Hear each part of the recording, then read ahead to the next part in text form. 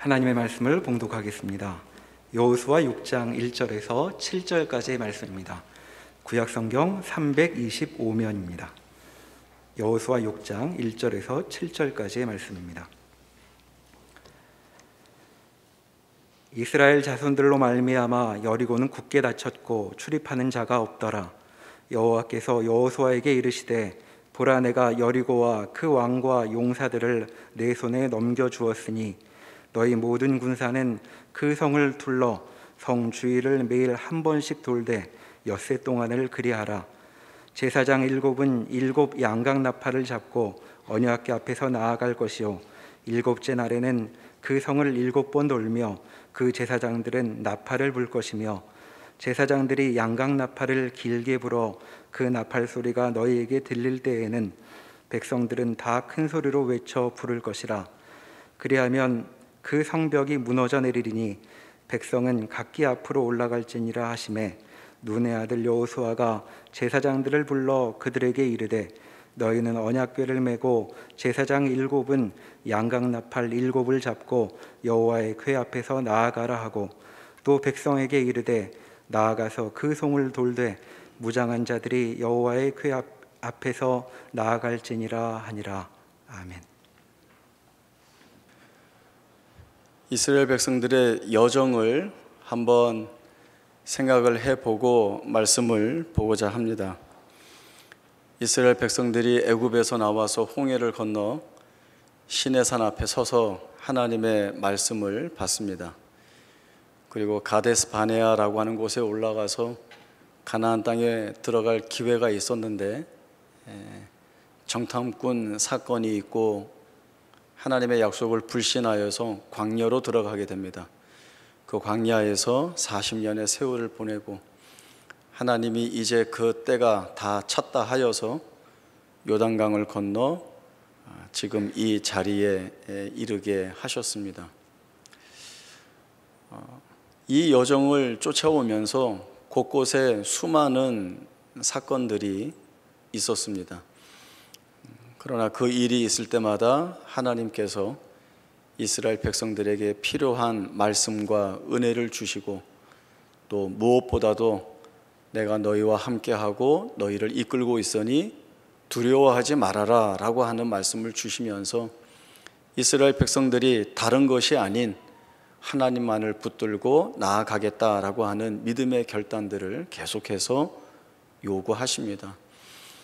하나님께서 믿음을 요구하시는 것은 믿음이 아니고서는 이 여정을 감당할 수 없기 때문에 그렇습니다.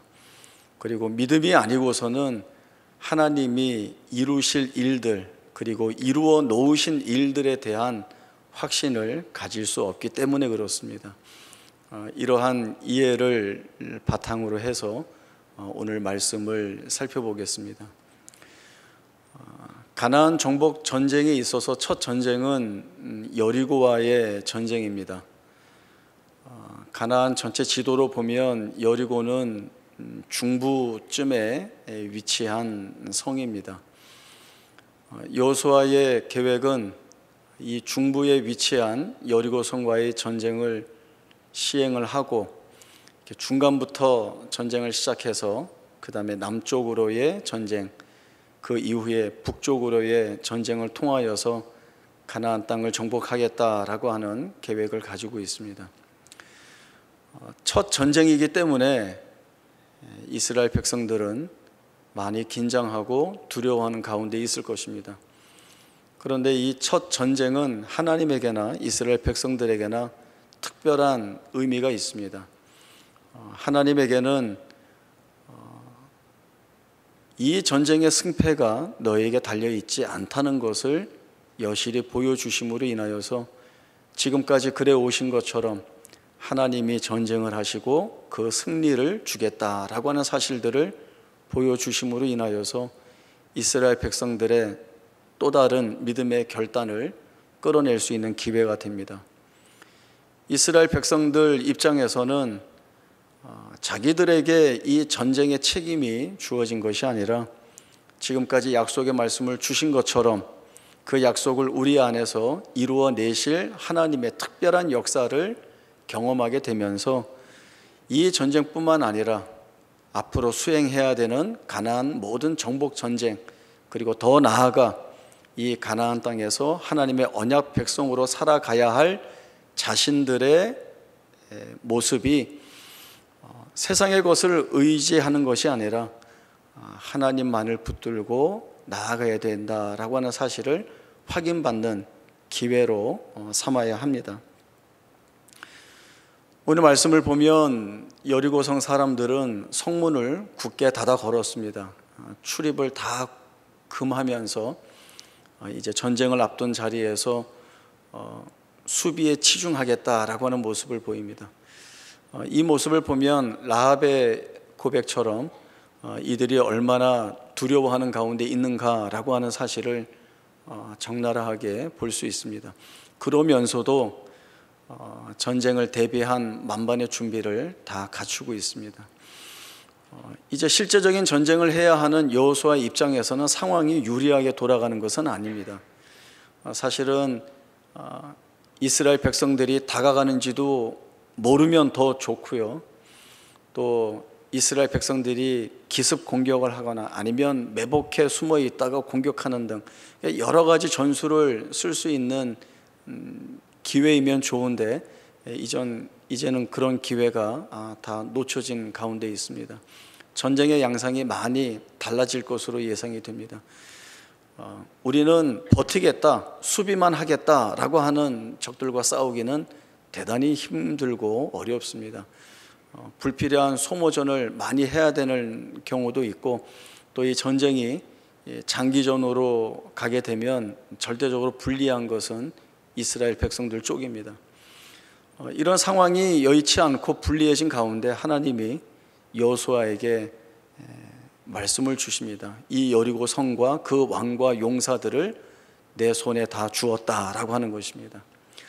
이 말씀을 좀 더 자세하게 풀어보면 하나님이 주신 말씀은 이것입니다. 여리고 성과 그 왕과 그 용사들을 내가 이미 내 손에 다 쥐어 주었다라고 하는 말씀입니다. 이것은 너 이 전쟁에서 이길 가능성이 있어, 어쩌면 이길 수도 있어가 아니라 너 이미 승리했다라고 하는 말씀입니다. 전쟁을 하기도 전에 전쟁의 결과를 말씀하시는 것은 하나님의 특기입니다. 여기뿐만 아니라 이전에 있었던 전쟁에서도, 그리고 앞으로도 이스라엘 가운데서 나타나는 모든 전쟁에서도 하나님이 늘 이 말씀을 주십니다. 전쟁 전에 너희가 이길 것이라는 말씀을 주심으로 인하여서 그렇게 하시는 이유가 무엇인가 하면 내가 너희의 하나님인 줄 알게 하리라 라고 하는 것입니다. 여기에서도 하나님은 전쟁 전에 너희가 이미 승리하였다라고 하는 말씀을 주십니다.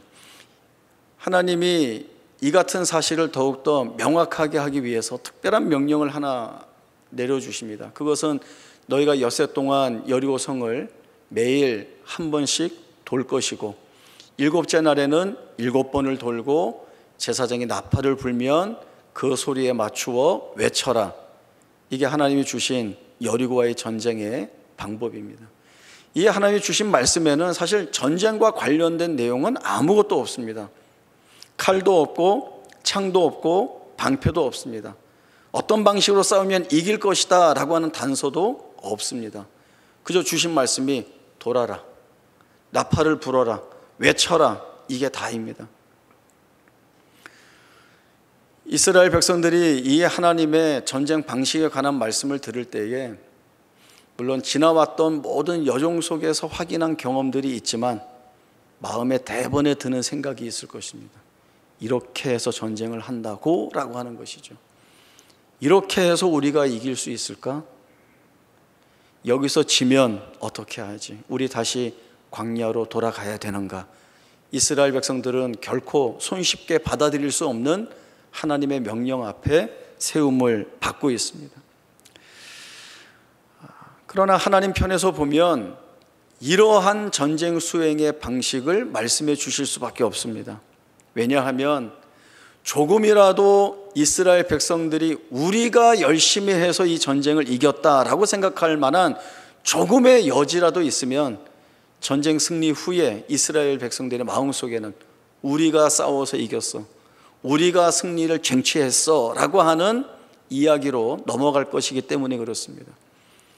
하나님이 이기게 하신 것은 다 사라지고 우리만 남게 될 것이 뻔합니다. 그래서 그렇게 가지 않도록 막기 위해서는 이렇게 해서 이길 수는 없어 라고 하는 방식이 동원이 되어야 하는 것입니다. 그것이 여리고성을 돌고 나팔을 불고 외치는 것입니다. 세상에 그런 전쟁의 방식은 없죠. 그렇게 해서 이길 수 있다 생각하는 사람은 아무도 없습니다. 그러나 하나님이 말씀하신 그 아무것도 될 수 없는 그 방식으로 승리하였을 때에 보여주실 것은 이거 우리가 싸운 거 아니야. 하나님이 말씀하신 대로 하나님이 싸우셔서 우리에게 승리를 주신 것이야 라고 하는 고백이 나올 수밖에 없는 그 자리로 이스라엘 백성들을 몰아가고 계시는 것입니다. 하나님이 말씀하시는 것은 이 가나안 정복 전쟁이 이스라엘 백성들이 잘했을 때에 승리할 수 있고 잘하지 못하면 패배하는 그런 전쟁이 아니라는 것을 하나님이 보여주시려는 것입니다. 이 전쟁은 너희의 손에 있지 않다. 이 전쟁은 내 손에 있으며 내 손에 있다는 사실을 너희들이 믿을 때에야 너희가 이 승리를 누릴 수 있다라고 하는 것을 이 하나님이 알게 하시려는 데 있습니다. 그런 의미에서 이 가나안 땅 정복 전쟁의 첫 전쟁인 여리고와의 전쟁이나 그 이후의 모든 전쟁은 무기와 힘에 달린 것이 아니라 이스라엘 백성들이 하나님 앞에 믿음으로 반응하는가가 제일 중요한 내용입니다.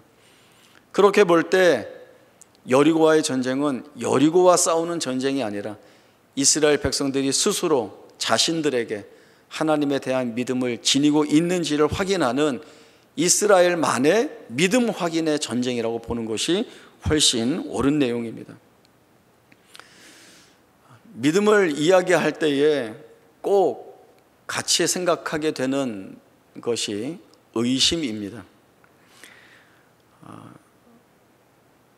하나님이 주시는 말씀대로 하면 우리가 이길 수 있는가라고 하는 이 질문은 의심을 바탕으로 하여서 드러나는 끊임없이 올라오는 내용입니다. 그리고 이 의심에서 올라오는 내용들은 자기가 가지고 있는 정보와 경험에 의해서 판단을 내리게 됩니다. 그리고 의심 속에서는 바른 판단, 하나님이 원하시는 판단이 나올 수가 없습니다. 그러나 우리는 이런 단정들을 쉽게 내리죠.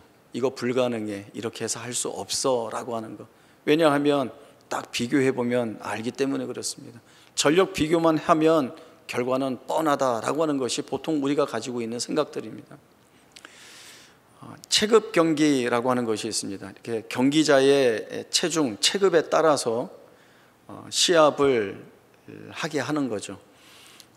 이렇게 체급을 나누어서 경기하는 이유는 공정하게 하기 위해서입니다. 체급이 다르면 공정한 시합이 될 수 없다라고 생각을 하고 있죠. 그 체급 경기들은 레슬링, 유도, 권투 뭐 이런 것들이 있습니다. 권투를 예로 들면 체급대로 해야 되는데 체급 없이 하자 이렇게 결정을 하면 이런 시합이 생길 수 있습니다. 라이트 플라이급 선수하고 슈퍼 헤비급 선수하고 맞붙을 시합도 생길 수가 있죠. 라이트 플라이급이면 체중이 47kg 이하입니다. 그리고 슈퍼 헤비급이면 100kg 이상입니다. 그러면 링 위에 이 라이트 플라이급 선수 한 명하고 슈퍼 헤비급 선수 한 명이 섰습니다. 아직 시합을 하지도 않았습니다. 이 시합을 바라보는 여러분들 마음속에는 어떤 생각이 제일 먼저 떠오를까요? 이 시합 하나만 하네. 슈퍼 헤비급 선수가 이기겠네. 벌써 시합을 하지도 않았는데 결정이 나버리죠. 왜냐하면 전력 비교가 딱 되지 않습니까? 체중이 2배나 차이가 납니다.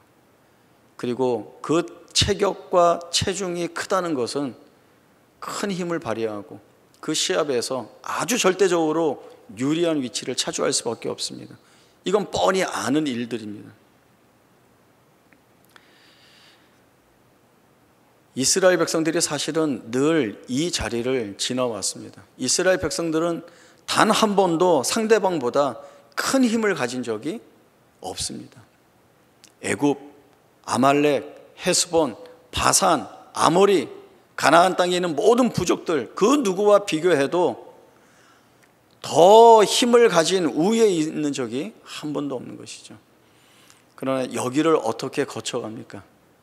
자기들의 힘이 아니라, 자기들의 실력이나 능력이 아니라 하나님이 그 전쟁에 이스라엘 편을 들고 계시다라고 하는 이 말씀, 그리고 하나님의 그 말씀을 붙들고 나아갔을 때에 승리를 경험하는 놀라운 경험들을 이 이스라엘 백성들이 해오게 됩니다. 하나님이 주신 약속, 이 땅을 너희가 차지하리라, 너희를 두려워하게 될 것이다, 내가 그렇게 하겠다라고 하는 것이 하나님이 항상 이스라엘 백성들에게 주신 말씀이고, 그 말씀에 따른 승리의 경험들이 있었고, 이제 이스라엘 백성들은 여리고성 앞에서 말도 안 되는 하나님의 명령을 받고 있지만 하나님이 지금까지 해오셨던 일들을 근거로 하여서 다시 믿음 있는 결단을 가지고 하나님 앞에 서야 하는 것입니다. 이스라엘 백성들은 아무것도 아닌 일 앞에 우리가 믿음으로 섰을 때에 하나님의 선하고 복된 결과들을 만들어내신다라고 하는 이 믿음을 다시 한번 발휘해야 할 자리에 서 있습니다. 구약성경 열왕기상 20장 22절에서 30절까지의 말씀을 보겠습니다. 구약성경 552쪽쯤 됩니다. 열왕기상 20장 22절부터 30절까지 말씀 봅니다. 그 선지자가 이스라엘 왕에게 나와 이르되 왕은 가서 힘을 기르고 왕께서 행할 일을 알고 준비하소서. 해가 바뀌면 아람 왕이 왕을 치러 오리이다 하니라. 아람 왕의 신하들이 왕께 아뢰되 그들의 신은 산의 신임으로 그들이 우리보다 강하였거니와 우리가 만일 평지에서 그들과 싸우면 반드시 그들보다 강할지라. 또 왕은 이 일을 행하실지니 곧 왕들을 제하여 각각 그곳에서 떠나게 하고 그들 대신에 총독들을 두시고 또 왕의 잃어버린 군대와 같은 군대를 왕을 위하여 보충하고 말은 말대로 병거는 병거대로 보충하고 우리가 평지에서 그들과 싸우면 반드시 그들보다 강하리이다. 왕이 그 말을 듣고 그리하니라. 해가 바뀌니 베나다시 아람 사람을 소집하고 아벡으로 올라와서 이스라엘과 싸우려 하매 이스라엘 자손도 소집되어 군량을 받고 마주 나가서 그들 앞에 진영을 치니 이스라엘 자손은 두 무리의 적은 염소떼와 같고 아람 사람은 그 땅에 가득하였더라. 그때에 하나님의 사람이 이스라엘 왕에게 나와 말하여 이르되 여호와의 말씀에 아람 사람이 말하기를 여호와는 산의 신이요 골짜기의 신은 아니라 하는도다. 그러므로 내가 이 큰 군대를 다 내 손에 넘기리니 너희는 내가 여호와인 줄 알리라 하셨나이다 하니라. 진영이 서로 대치한 지 7일이라 일곱째 날에 접전하여 이스라엘 자손이 하루에 아람 보병 10만 명을 죽이매 그 남은 자는 아벡으로 도망하여 성읍으로 들어갔더니 그 성벽이 그 남은 자 2만 7천 명 위에 무너지고 베나닷은 도망하여 성읍에 이르러 골방으로 들어가니라. 열왕기상 20장 1절 앞에 내용으로 보면 아람이 이스라엘을 침략한 첫 번째 내용이 나옵니다. 지금 저희가 읽은 것은 두 번째 침략의 내용입니다. 사실 이 당시에 전력 비교를 하면 이스라엘은 아람의 상대가 안 되었습니다. 아람의 베나닷도 자신들이 우위에 있다는 것을 알고 이스라엘의 아합은 우리가 상대도 되지 않는다라고 하는 것을 스스로 알고 있습니다. 그래서 전쟁 전에 베나닷이 사신을 보냅니다. 아합에게 말하기를 내 은금이 다 내 것이고 내 아내와 내 자녀들도 다 내 것이니 내가 가져가겠다라고 이야기합니다. 그러니까 아합은 싸울 수가 없으니까, 이길 승산이 없으니까 시키는 대로 다 하겠다는 소식을 전하게 됩니다. 베나닷이 더 요구하죠. 그때 이제 궁지에 몰린 아합이 그 내용마저 수용할 수는 없고 싸우겠다라고는 생각을 합니다. 그때 하나님의 선지자가 아합을 찾아가게 됩니다. 싸워라. 이 아람 군대를 내 손에 붙이겠다. 이로 인하여서 내가 여호와인 줄 알리라 라고 하는 말씀, 오늘 여호수아에 나오는 똑같은 말씀을 하나님이 주십니다. 여기에서 1차 승리를 이스라엘이 하게 됩니다. 도망간 아람 베나닷의 신하들이 나중에 이 이야기를 왕에게 합니다.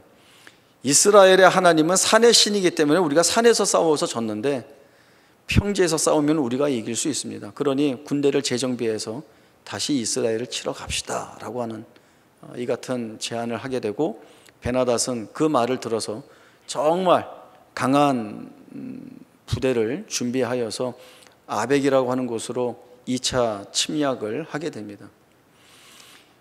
27절에 보시면 이제 이 두 번째 전쟁을 앞두고 이스라엘과 아람이 진영을 마주와서 서는데, 그 모양새를 이렇게 성경이 말씀을 하고 있습니다. 이스라엘은 두 무리의 적은 염소떼와 같이 보이고 아람은 온 땅에 가득하였다, 이렇게 말씀합니다.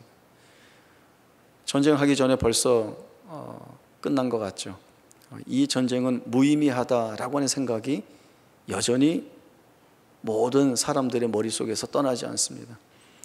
그런데 이때에도 하나님이 하나님의 사람을 보내셔서 이 말씀을 주십니다. 이 큰 군대를 내 손에 붙이겠다. 이로 인하여 내가 여호와 하나님인 줄 알게 하리라 라고 하는 것이었습니다. 그 적은 염소떼와 같은 이스라엘 백성들이 그 온 땅에 가득한 아람 보병 10만 명을 하루에 죽입니다. 그리고 혼비백산에서 이 아람 군대가 아벡 성읍에 가서 숨는데 성벽이 무너져서 2만 7천 명이 죽고, 의기양양하던 이 베나닷은 골방에 들어가 숨어버리게 됩니다. 생각할 수 없는, 그리고 상상할 수 없는 일들이 이 이스라엘에게 일어났습니다. 이러한 이스라엘 역사에 드러나는 모든 일들을 하나하나 살펴보면 그 전쟁에 있어서 전쟁의 승패가 무기에 달린 것도 아니고 군사에 달린 것도 아니고 우월적 군사 전략에 달린 것도 아니라 하나님이 어느 편에서 일하고 계시는가, 하나님이 이스라엘을 편든다라고 하시면 그 누구도 이 전쟁에서 아무리 많은 군사를 데리고 와도, 아무리 압도적인 무기를 가지고 있다 하여도 이길 수 없다라고 하는 것이 이스라엘 백성들이 자신들의 전쟁사에서 매번 확인하는 바가 되고 있는 것입니다. 믿음으로 나아가야 된다라고 하는 것이 이스라엘 백성들에게 순전하게 요구되는 내용이라는 것을 볼 수 있습니다. 그러나 우리가 생각해 보면 이 믿음으로 순종한다라고 하는 것이 얼마나 힘들고 어려운지 모릅니다. 왜냐하면 우리가 그 믿음을 붙들고 견뎌 나가는 그 과정 중에 우리가 기대하고 우리가 소원하는 결과들이 눈에 드러나지 않기 때문에 그렇습니다. 여전히 불가능한 일뿐이라고 하는 생각, 여전히 이루어지지 않고 있다라고 하는 생각, 더 나아가서 이렇게 가다가는 망하는 것이고 이렇게 가다가는 죽을 수밖에 없다라고 하는 의심, 그 의심 속에서 불안과 두려움, 염려들이 쉴 새 없이 밀려들기 때문에 그렇습니다. 대단히 힘듭니다. 그러나 하나님이 이 과정과 이 여정을, 우리의 믿음을 끌어내시고 그리고 우리의 믿음을 고백받는 자리로 삼으신다는 것들을 저희들이 생각해 봐야 합니다. 이스라엘 백성들이 불가능할 것 같은 하나님의 말씀을 듣고 순종하는데 아무 변화가 없습니다. 하루 가서 여리고성을 돌아왔는데 변화가 없습니다. 이틀, 사흘, 나흘, 6일 동안 아무 일도 일어나지 않습니다. 7일째 되어서 한 바퀴, 두 바퀴, 세 바퀴, 7바퀴 돌 때까지 아무 일도 일어나지 않습니다. 제사장의 나팔 소리가 울릴 때까지 아무 일이 일어나지 않습니다. 언제 하나님의 역사가 있었나요? 소리 쳤을 때, 외치라 했을 때에, 그 명령에 따라 외쳤을 때에 그제서야 드러나는 하나님의 역사를 보게 되는 것입니다. 그 외침에 여리고성의 성벽이 무너지지 않습니까? 이 성벽이 무너질 때까지의 기간, 엿새 동안 하루에 한 바퀴씩 도는 것, 7째 날에 7바퀴 돌고 나팔이 불려지는 그 모든 시간들, 거기에서 행했던 모든 일들이 다 있어야, 다 채워져야, 그 다음에 외치라 했을 때 외쳐야 하나님의 역사가 일어났던 일들을 보게 됩니다. 여기까지는 시험이 들고 어려움을 겪고 혹독함을 느끼고 비탄해하면서 이 길을 가야 하는 것입니다. 계속 머릿속에서 불가능해, 졌어, 끝이야 라고 하는 것을 달고 이 길을 가는 거죠. 우리가 기도 많이 하지 않습니까? 우리가 하나님 앞에 아뢰는 간구, 우리의 연약함을 하나님 앞에 다 내어놓고 강건해지기를, 우리의 잘 못하는 것 다 하나님 앞에 수치스럽지만 다 꺼내어놓고 은혜를 구하는 기도 우리 많이 하지 않습니까? 다 응답이 오나요? 바로 와요? 하나님 침묵하시는 것 같죠. 어디에도 일이 될 만한 사실들이 보이지 않아서 긴장하고 마음 아파하고 그리고 의심하지 않습니까? 제가 처음에 이스라엘의 여정이라고 하는 것을 말씀드렸죠. 하나님이 필요한 곳곳에 은혜를 채우시면서 여기를 견디고 넘어오게 하셨습니다. 그리고 여리고라고 하는 이 자리는 앞으로도 이스라엘 백성들이 계속 나아가야 되는 중간 지점에 지나지 않습니다. 끝이 아닙니다. 여기 중간이에요. 근데 하나님이 무엇을 보라고 하십니까? 이 너머에 내가 너희를 위하여 이미 성취해둔 승리가 무엇인지를 봐라 라고 하는 말씀을 주시고 계시는 것입니다. 여기에서 이스라엘 백성들이 그 내용을 확인합니다. 전전긍긍하면서 끌려나가서 시키는 대로 했는데 불가능할 것 같은 승리를 하나님이 맛보게 하시는 거죠. 여기에서만 하나님이 하시겠는가? 여기에서 이렇게 역사하신 하나님이 앞으로 우리가 치를 모든 전쟁, 또 이 가나안 땅에서 살아가면서 우리가 치러야 할 모든 일들 가운데 하나님이 넉넉하게 일하실 것이다 라고 하는 사실들을 붙들고 바라보게 하는 것입니다. 그 너머를 바라보는 것이 바로 믿음이죠. 오늘 집사님 찬양해 주셨는데 너는 왜 불안해하는가? 너는 잠잠히 하나님만 바라라. 그 하나님께 소망이 있다는 것을 알고 잠잠히 바라라. 오늘 여호수아의 명령에서도 너희 아무 소리 내지 말고 하나님이 시키는 대로 해라 라고 하는 명령을 받고 있습니다. 소리치고 싶은 것이 너무나 많죠. 하나님이 이렇게 해서 되겠습니까? 그렇게 소리도 치고 싶고 차라리 칼을 들고 나아가는 것이 낫지 않습니까? 라고 하는 그 소리도 지르고 싶은데 하나님 아무 소리도 내지 말고 가라는 겁니다. 너희가 반응해야 될 것은 믿음밖에 없다는 것이죠. 잠잠히 하나님만 바라라. 아무것도 염려하지 마라 라고 하는데 여전히 염려할 것들 가운데 둘러싸여 있습니다. 여기서 뭘 하라고요? 라고 하는 질문이 수없이 쏟아지지만 아무것도 염려하지 마라. 평강의 하나님이 그리스도 예수 안에서 너희 마음과 생각을 지금 지키고 계시다 라고 하는 말씀을 주시고 있습니다. 우리가 홀로 이 길을 가지 않습니다. 우리 하나님께 잊혀지지도 않았고 버려지지도 않았습니다. 하나님이 우리를 붙들고 있는 이상 그 하나님의 손에서 우리를 빼어서 갈 그 어떤 존재도 없고 우리를 망가뜨릴 그 어떤 조건도 없습니다. 우리가 한계에 치닫은 것 같지만 거기에서 하나님의 역사를 드러내 보여주시는 하나님의 은혜가 오늘도 우리를 이끌고 계시다라고 하는 것이 우리가 약속받고 있는 말씀입니다. 우리가 하지 않습니다. 하나님이 하십니다. 내가 한다라고 하면 그 일이 불가능할 수 있고 되지 않을 수 있고 망할 수 있는데 하나님이 하시는 이상 그렇게 되지 않습니다. 그러니까 우리가 이런 생각을 해봐야 될 것 같아요. 하나님이 하고 계시지 않는가?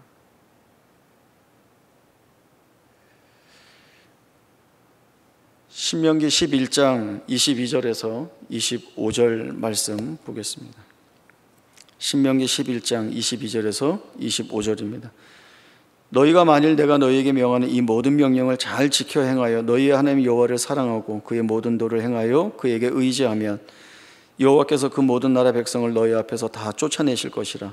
너희가 너희보다 강대한 나라들을 차지할 것인즉 너희의 발바닥으로 밟는 곳은 다 너희의 소유가 되리니 너희의 경계는 곧 광야에서부터 레바논까지와 유브라데 강에서부터 서해까지라. 너희의 하나님 여호와께서 너희에게 말씀하신 대로 너희가 밟는 모든 땅 사람들에게 너희를 두려워하고 무서워하게 하시리니 너희를 능히 당할 사람이 없으리라. 하나님이 주시는 말씀을 보세요. 이스라엘 백성들에게 너희 강해져라, 너희 힘을 길러라, 너희가 강하고 힘을 길러서 저들이 너희를 얕보지 않게 해라, 이렇게 말씀하시지 않습니다. 이스라엘 백성들 하는 거 아무것도 없어요. 주도를 누가 하고 계시는가 하면 하나님이 하고 계십니다. 내가 너희와 함께한다. 그리고 강대한 나라들이 너희를 두려워하도록 내가 그리 만들겠다. 너희가 발바닥으로 밟는 모든 땅을 내가 너희에게 주겠다. 이 사실이 이스라엘 백성들에게나 또 하나님을 믿음으로 바라보고 사는 우리에게 주시는 말씀으로 받아야 합니다. 히브리서 11장에 보면 우리가 믿음장이라고 얘기하죠. 믿음으로 노아는, 믿음으로 아브라함은, 믿음으로 사라는, 믿음으로 요셉은, 이렇게 말씀을 막 합니다. 그 30절에 뭐라고 하는가 하면 믿음으로 여리고성을 7일 동안 돌았다, 이렇게 말씀을 주시고 있습니다. 믿음으로 돌았다라고 하는 이 말씀을 통해서 하나님이 이스라엘 백성들을 어떻게 여겨주시고 계시는가라고 하는 것들을 저희들이 충분히 알 수 있습니다. 하나님이 이 믿음의 길을 가게 하시는 것이죠. 그리고 하나님은 길이 없다면 길을 만들어내어서 하나님의 일을 이루어내십니다. 여리고성 사람들은 성문을 닫았습니다. 길을 다 막았습니다. 들어갈 수 없습니다. 그러나 하나님이 성벽을 무너뜨리시고 그 무너뜨린 자리를 길로 삼아 들어가게 하셨습니다. 우리 사방으로 우겨쌈을 당한 것 같고 다 막혀 있어서 아무것도 할 수 없는 것 같은데 그러면 끝인가? 아니요. 하나님이 어디 한 군데를 무너뜨리셔서 길을 만들어내실 것이고 우리로 하여금 그 길에서 빛을 보게 하시고 소망을 갖게 하실 것입니다. 광야에 길을 내시고 사막에 강을 만들어내시는 하나님이 아니십니까? 그 하나님이 오늘 내가 너희와 함께 하고 있고 너희 안에서 이루실 일을 내가 이미 다 이루었다라고 하는 약속의 말씀을 주시고 있습니다. 여전히 우리는 시험 가운데에서 의심이 들고 그리고 그 의심으로 인하여서 두려움이 가득하긴 하지만 하나님이 동행하시는 이 길에 패배는 없다. 우리는 승리할 것이다. 하나님이 그것을 우리의 눈에 보여주실 것이다 라고 하는 믿음의 고백을 가지고 나아가야 할 것입니다. 그때 우리는 우리의 현실을 넘어 우리의 이 어려운 혹독한 가혹한 이 현실을 넘어서 하나님이 이루어내신 놀라운 은혜의 역사들을 마주보게 될 것입니다. 거기에서 우리는 찬양할 수밖에 없죠. 이 사실이 우리의 믿음으로 드러나 있다면 지금 우리가 가는 이 여정을 어떤 자리로 삼아야겠습니까? 넘어져서 깨지고 아프고 울고 비통해하는 자리이지만 승리를 향해 가는 여정이라고 하는 것, 그래서 여기를 버티고 견뎌낼 수 있다라고 하는 담대한 믿음의 고백이 필요한 것입니다. 이 믿음의 고백을 가지고 담대하게 그리고 용감하게 떳떳하게 우리의 현실의 길을 걸어갈 수 있는, 거기에서 감사의 찬송이 드러날 수 있는 우리의 복된 생애가 되기를 바랍니다. 기도하겠습니다. 하나님 아버지 은혜를 감사합니다.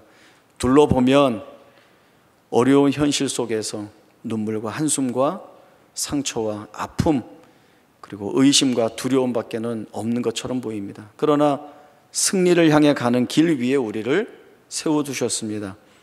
우리는 하나님이 이루어 놓으신 승리의 역사를 향해 나아간다는 이 믿음을 붙들고 걸어 나가야 되는 책임을 요구받습니다. 그렇습니다. 하나님, 우리는 줄을 붙듭니다. 하나님이 아니고서는 이 승리의 역사를 맛보게 하실 그 누구도 없다는 것을 우리가 이 시간 고백합니다.